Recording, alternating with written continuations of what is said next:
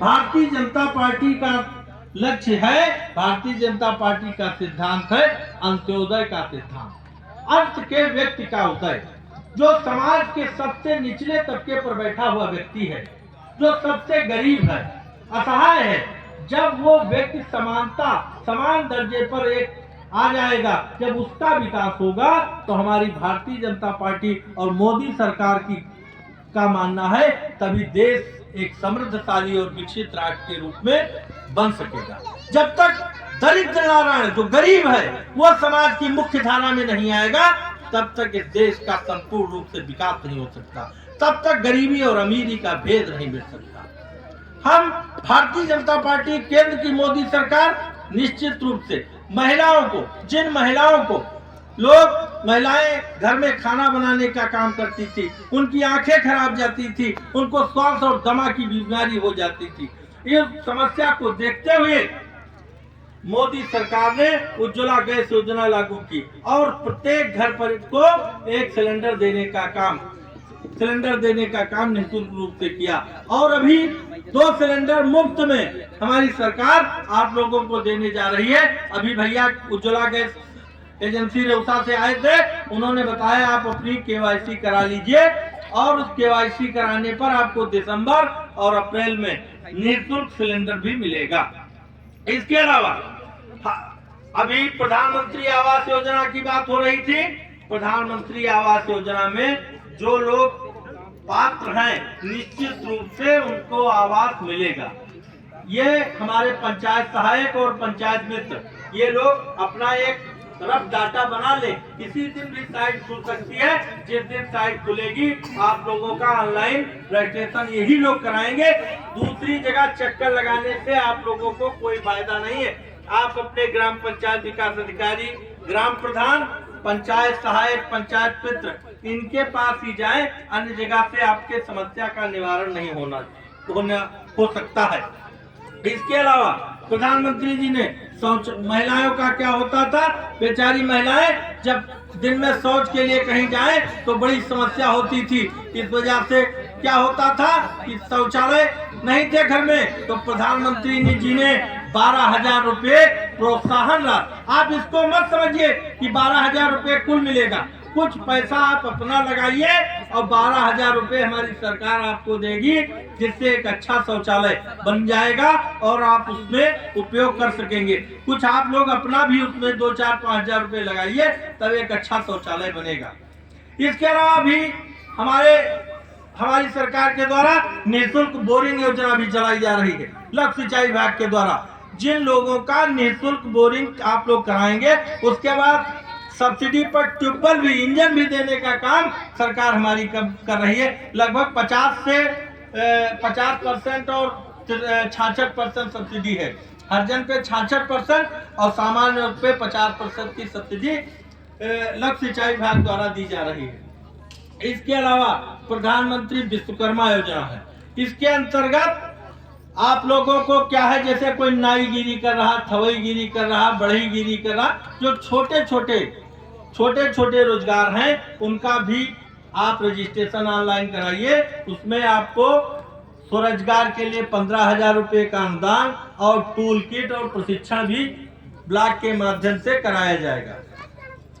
Bharatiya Janata party की सरकार, केंद्र की मोदी सरकार और उत्तर प्रदेश की योगी सरकार निरंतर आप लोगों के लिए विकास के लिए संकल्प है। पहले कांग्रेस की सरकार इस देश में हुआ करती थी, वो गरीबों का काम नहीं करती थी। अभी आप लोगों ने परसों मीडिया में देखा होगा 393 करोड़ रुपए एक कांग्रेसी सांसद के घर पकड़ा गया। आप ये सोच लीजिए, जब एक सांसद के घर 393 करोड़ रुपया, 100 किलो सोना और पता नहीं क्या क्या संपत्तियां पकड़ी गई, तो आप सोच लीजिए देश का विकास किस ओर जा रहा था, गरीबों का पैसा कहां जा रहा था।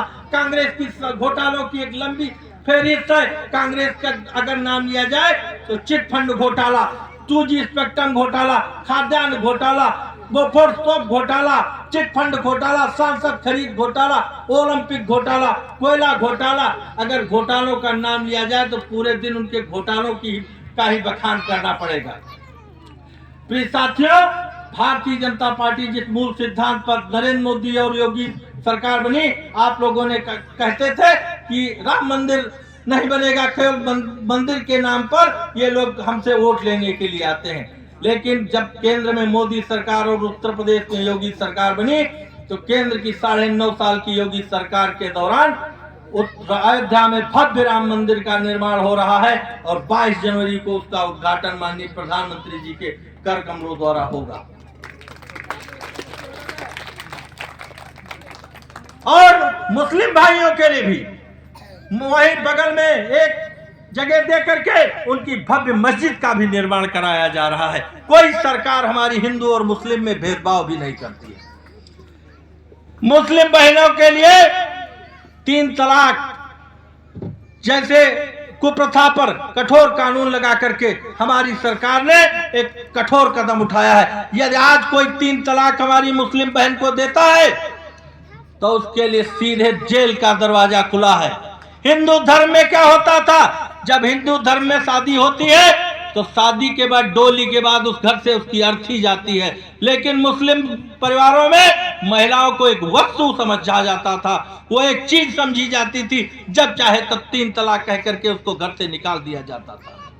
फिर उसके साथ क्या क्या क्रियाक्रम होते थे यह मुस्लिम भाइयों को, माँ बहनों को मालूम है। लेकिन अब ऐसा किसी मुस्लिम बहन के साथ होने नहीं पाएगा। हमारी एक बहुत बड़ी देश की समस्या थी धारा 370। कश्मीर जो था, कश्मीर हमारे देश में होते हुए भी 2 भागों में बटा हुआ था। कश्मीर में एक स्पेशल कानून लागू था, धारा 370। कश्मीर का रहने वाला व्यक्ति लखनऊ से, सीतापुर से सांसद हो सकता था, लेकिन सीतापुर के सुरपाल सिंह वहां से चुनाव नहीं लड़ सकते थे। इस प्रकार का एक विशेष दर्जा धारा 370 कश्मीर में लागू था। उस कश्मीर की समस्या को खत्म करने का काम हमारी केंद्र की नरेंद्र मोदी सरकार और केंद्र के गृह मंत्री अमित भाई शाह जी ने किया और उस 370 को खत्म कर दिया। और उस पर परसों सुप्रीम कोर्ट ने भी मोहर लगा दी और उस निर्णय को वैध ठहरा दिया। इस प्रकार की समस्याओं को हमारे केंद्र के प्रधानमंत्री नरेंद्र मोदी जी ने किया। इसके अलावा पहले भारत को एक भिखारी देश माना जाता था, आज भारत आत्मनिर्भर देशों में खड़ा है। आज भारत विश्व की 5वीं अर्थव्यवस्था, ब्रिटेन को पीछे करके विश्व की 5वीं अर्थव्यवस्था बन गया है। ये कार्य आप लोगों के बलबूते पर हुआ है। जब आप लोगों ने मोदी जी को इस देश का प्रधानमंत्री चुना, योगी जी को इस प्रदेश का मुख्यमंत्री चुना, तो इस वजह से ये आज विश्व में भारत का सम्मान बढ़ा है। पहले आप लोगों ने 10 साल पहले देखा होगा, एक भारत के प्रधानमंत्री अमेरिका को गए थे तो उनकी एयरपोर्ट पर तलाशी ली गई थी। आज अमेरिका का राष्ट्रपति भी भारत के प्रधानमंत्री के साथ मंच साझा करने को लालायित रहता है। इस प्रकार से नरेंद्र मोदी जी के व्यक्तित्व ने इस देश के गौरव को बढ़ाया है, इस देश के सम्मान को बढ़ाया है।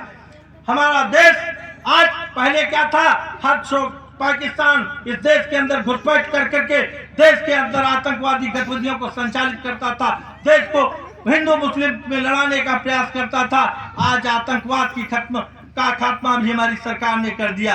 आज देश में नक्सलवाद की समस्या भी नहीं पनप पा रही है, नक्सलवादियों को भी सुलह समझौते के आधार पर नहीं तो जेल भेज दिया गया। इस प्रकार हमारी सरकार ने कठोर निर्णय लिए हैं। और यदि आज पाकिस्तान ने एक हमला किया था तो हमारे देश के रक्षा मंत्री माननीय राजनाथ सिंह जी के नेतृत्व में पाकिस्तान में घुस करके भारतीय सैनिकों ने सर्जिकल स्ट्राइक के माध्यम से मुंहतोड़ जवाब देने का काम भी हमारी सरकार ने किया है। हम भारत को 2047 तक विकसित राष्ट्र बनाने के लिए संकल्प लेते हैं, लेकिन यह संकल्प कैसे पूरा होगा? कल जहां पर बैन चली होगी वहां पर दिखाया गया होगा कि हमारे मुख्यमंत्री योगी आदित्यनाथ जी ने कहा है कि जब तक हम आत्मनिर्भर नहीं होंगे, हम सेल्फ डिपेंडेंट नहीं होंगे, तब तक हम इस देश को विकसित राष्ट्रों की श्रृंखला में नहीं खड़ा कर सकते। हमको हर क्षेत्र में, विज्ञान के क्षेत्र में, प्रौद्योगिकी के क्षेत्र में, शिक्षा के क्षेत्र में, हर क्षेत्र में अपने संसाधन खड़े करने होंगे। ये संसाधन और हमारे क्षेत्र में एक विशिष्ट संपदा है। हमारा देश सोने की चिड़िया कहा जाता था। हम बौद्धिक रूप से सबसे परिपक्व थे। जो यूरोप हमको कहता है कि हमने शिक्षा दी, उसको हमारे यहाँ जब नालंदा और तक्षशिला जैसे विश्वविद्यालय थे तब उसके यहाँ लिपि नहीं थी, उसको लिखने का ज्ञान नहीं था। वो हम तो विश्व गुरु थे और विश्व गुरु के पद पर पुनः आसीन होंगे। हम भारत माता को परम वैभव पर पहुंचाने के लिए काम करते हैं। हमारा उद्देश्य है परम वैभव ने तुम्हें तत्स्वराष्ट्रम। हम भारत माता के लिए परम वैभव पहुंचाने के लिए काम करेंगे और निश्चित रूप से सन 2047 तक भारत एक विकसित राष्ट्र बनेगा। विकासशील देशों का तमगा हमसे हट जाएगा और हम विकसित राष्ट्रों की श्रृंखला में खड़े होंगे। और यह सब आप लोगों के विश्वास की बदौलत होगा।